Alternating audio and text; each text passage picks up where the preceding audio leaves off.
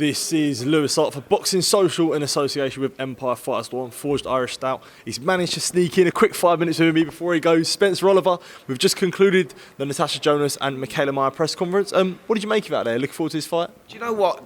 I love the way that the girls are so respectful. They both know what they're going into. They've both achieved a lot in the sport.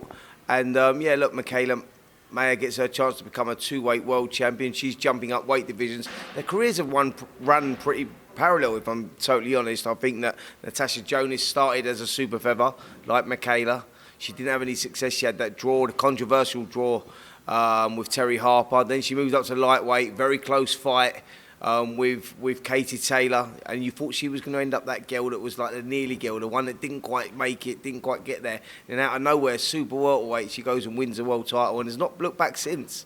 And I think for Mikaela Mayer, she gets this opportunity now at 147. She was champion at 130. Like I say, she gets the opportunity at 147. And it's a weight that probably suits her better, if I'm honest. She was massive for a super featherweight. You see both girls at the press conference there today.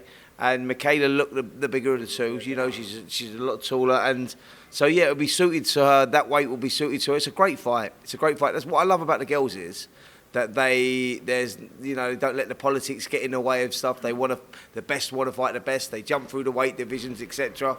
And I know there's not the same volume in women's boxing as there is in men's boxing, but the quality at the top is good. And I think we've got two of the very best here fighting. And I respect that both girls took this opportunity, and we get a great fight. I'm looking forward to it. And obviously, it's going to be tough for Mikaela. She's become sort of like a fan's favourite with Britain. She's had her last 3 fights here. People appreciate her style. They love her style.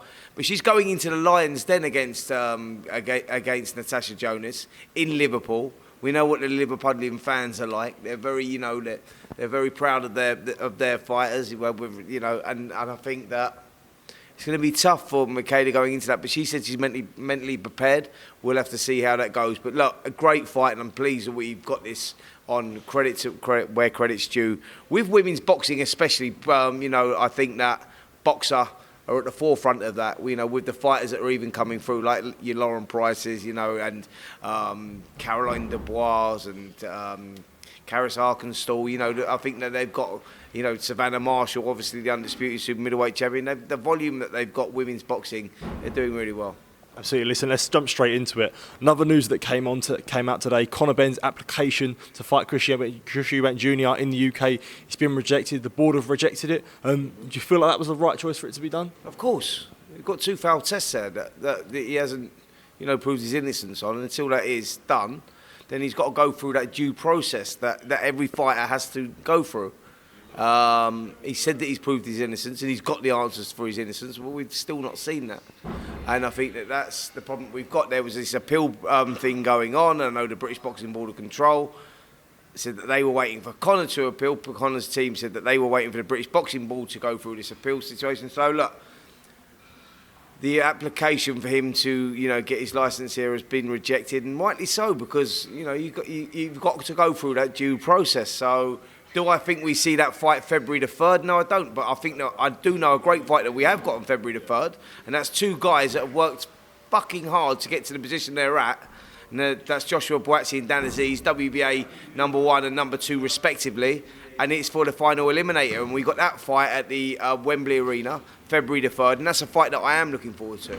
Like I say, 2 guys that worked really hard to get there. But the Conor Benn, Chris Eubank fight is a fight that we all wanted to see. It's a fantasy fight. It's like rewinding, 30 years when their dads had that feud, that rivalry. And we wanted to see this fight. And now it's been tarnished the way it has. Until all this mess is cleared up, I don't want to see it. It's no good Conor calling out every man and his dog and he wants to fight him and he wants to fight him. Prove your innocence, mate. And that's where we're at with it all. It's not a personal attack on him like him and his team may think. But I think everyone that, by the way, that's involved in this, in this whole situation, is like where they're going, oh, well, fuck it, that he's not, we're going to go and take him to box here, there and everywhere because we're waiting for this and that. No, you go through the process like everyone else.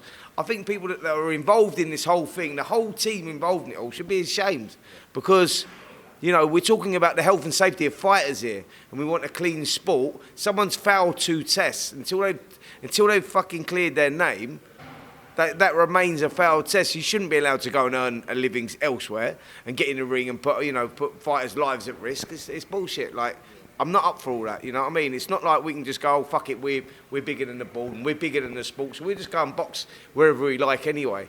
You know, he's had plenty of time to prove his innocence, and we've still not seen anything, which tells you one thing.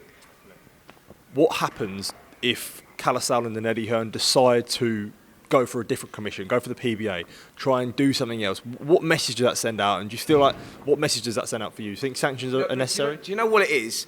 I think that, you got a younger generation, these amateur boxers that are looking up to people like Conor and whatnot, and they're inspiring to be them. What sort of message does that send to the kids? So now the kids are watching it thinking, well, he's failed 2 tests and he didn't prove his innocence, didn't have to prove his innocence, so, that's all right, we can do that. Because, the kids are looking up to you and looking at what's going on. That's why I say that people in and around what's going on right now should be ashamed. I go, because you're meant to be setting an example. And, an example to the younger generation, the next generation coming through. What sort of look does that give the sport of boxing? For your very casual fan that doesn't, understand the ins and outs of what's going on. You go, what sort of look does that give? I think it's a fucking terrible look. That's what it gives.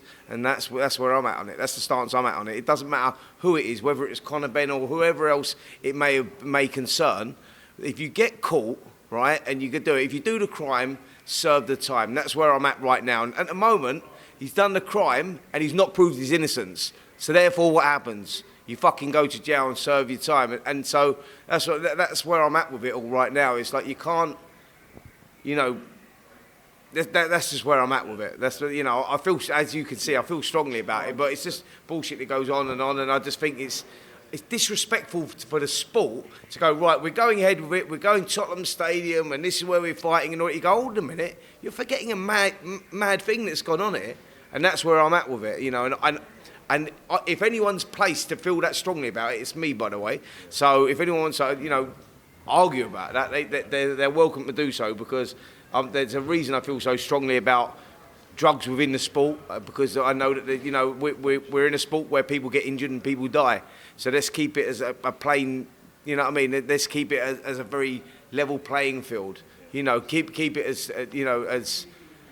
as even as possible. But people taking drugs, we're not doing the 100 metre sprint here, mate. You know what I mean? It's not that. I mean, it's a contact sport. It's a blood sport. So, drugs within the sport is not a good thing. Just a very, very last one from me, because I know you've got to shoot off. As I said, if this does happen and it goes under a different commission, do you think that sanctions is the right punishment for sanctions for Cala, for Eddie, or anyone involved in this fight? Yeah, I think that they should be penalised by the British Boxing Board of Control, because I know that they've just said on Talk Sport today, actually, that that Conor's failed his application to do that. So if they go under another, do you know what that's like? Them saying "fuck you" to boxing. We don't care about that. We know that he's failed these tests, but we're still going to go ahead with it anyway. I mean, it just gives off a really bad look, as far as I'm concerned. So look. I get that fighters want to earn money, and I understand the frustrations and et cetera, but go through the fucking process. That's where you're at with it. So yeah, it's like, I think it's a bad day for the sport of boxing if they go ahead with it if they don't go through the due process. That's where I'm at with it anyway. Absolutely, Spencer. I'll let you get off now. Appreciate the time, mate. Top man. Always appreciate it, mate. Thank you, mate. Top man. Thank you.